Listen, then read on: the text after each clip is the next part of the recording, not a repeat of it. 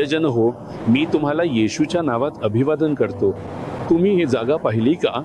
किती छान आहे ना.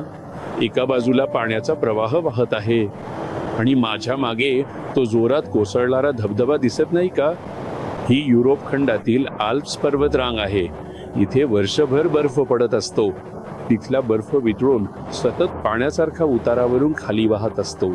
हे दृश्य पाहणे खूपच मोहक आहे. तर तुम्हाला आज देवाचा काय संदेश आहे हे जाणून घ्यायचे आहे का? पवित्र शास्त्रातील 1 थेसलनिकाकर अध्याय 5 वचन 21 मध्ये असे म्हटले आहे, सर्व गोष्टींची पारख करा, चांगले ते बळकट धरा. ह्याचप्रमाणे देव आपल्याला सल्ला देतो. आपण कोणत्याही गोष्टीवर आंधळेपणाने विश्वास ठेवू नये आणि घाईघाईने ती गोष्ट सत्य आहे असा निष्कर्ष काढू नये. त्याऐवजी आपण तिची पारख केली पाहिजे आणि जे चांगले आहे ते घट्ट धरून ठेवले पाहिजे. अशा काही गोष्टी असतील ज्या चांगल्या नाहीत, देवाचं वचन सांगते की त्या गोष्टींपासून दूर राहा. हा शेवटचा काळ आहे. प्रभूच्या परत येण्याचा काळ आहे. प्रभूचे परत येणे जवळ आले आहे.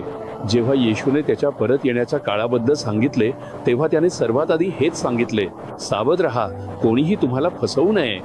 त्यामुळे या शेवटच्या दिवसांत फसव्या गोष्टींचं प्रमाण वाढेल. खोट्या भविष्यवाण्या, खोटे भाऊ आणि चुकीची शिकवण समोर येईल. चुकीच्या उपासना पद्धती अंमलात आणल्या जातील. अनेक दिशाभूल करणाऱ्या शिकवणी आणि प्रथा असतील. येशूचं नाव ऐकताच लगेच विश्वास ठेवू नका. केवळ कोणीतरी हातात बायबल घेऊन बोलत आहे म्हणून ते बरोबरच असेल असे समजू नका. तर पारखून पहा, या उपासनेद्वारे येशूचा गौरव होत आहे का? हे लोकांना पश्चातापाकडे नेते का? हे लोकांना प्रभूच्या येण्यासाठी तयार करते का? तुम्ही या गोष्टींची परीक्षा घेतली पाहिजे आणि जे चांगले आहे तेच घट्ट धरून ठेवले पाहिजे. जे चांगले नाही त्या सर्वांकडे दुर्लक्ष करा असे प्रभू म्हणतात. इतरांनी जे काही सांगितले त्यावर विश्वास ठेवून तुम्ही फसला आहात का?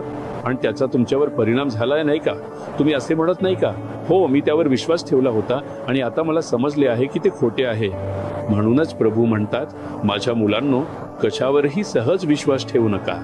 जे दिसतंय ते फसवू शकते आणि जे ऐकले जाते ते दिशाभूल करू शकते. केवळ काळजीपूर्वक चौकशी केल्यानेच सत्य समोर येते. कोणत्याही गोष्टीची आधी काळजीपूर्वक चौकशी करा आणि नंतर तिची तुलना पवित्र शास्त्राशी करा. म्हणूनच तुम्ही देवाच्या वचनात दृढ राहिले पाहिजे. तुम्ही प्रत्येक गोष्टीची तुलना येशूच्या वचनांशी केली पाहिजे आणि त्यानंतर ती देवाच्या वचनाशी जुळते की नाही हे काळजीपूर्वक तपासले पाहिजे. मग जर ते चांगले वाटत असेल तर त्याला घट्ट धरून ठेवा. कोणत्याही परिस्थितीत जर तुम्ही याच्या उलट वागलात तर तुमची फसवणूक होईल. प्रभूने तुम्हाला चेतावणी दिली आहे की तुम्ही त्याद्वारे प्रभावित व्हाल आणि फसाल, नाही का? म्हणून तुम्ही त्याबद्दल सावध राहिले पाहिजे. समजले? जरी मी काही सांगितले तरी तुम्ही खात्री करून घेतली पाहिजे. देवाच्या वचनाच्या प्रकाशात हे बरोबर आहे का? हे येशूचा गौरव करते का? हे लोकांना येशूकडे नेते का? हे लोकांना पश्चातापाकडे नेते का? आणि त्यांना प्रभूच्या पुनरागमनासाठी तयार करते का? तुम्ही या गोष्टींचे काळजीपूर्वक विश्लेषण केले पाहिजे.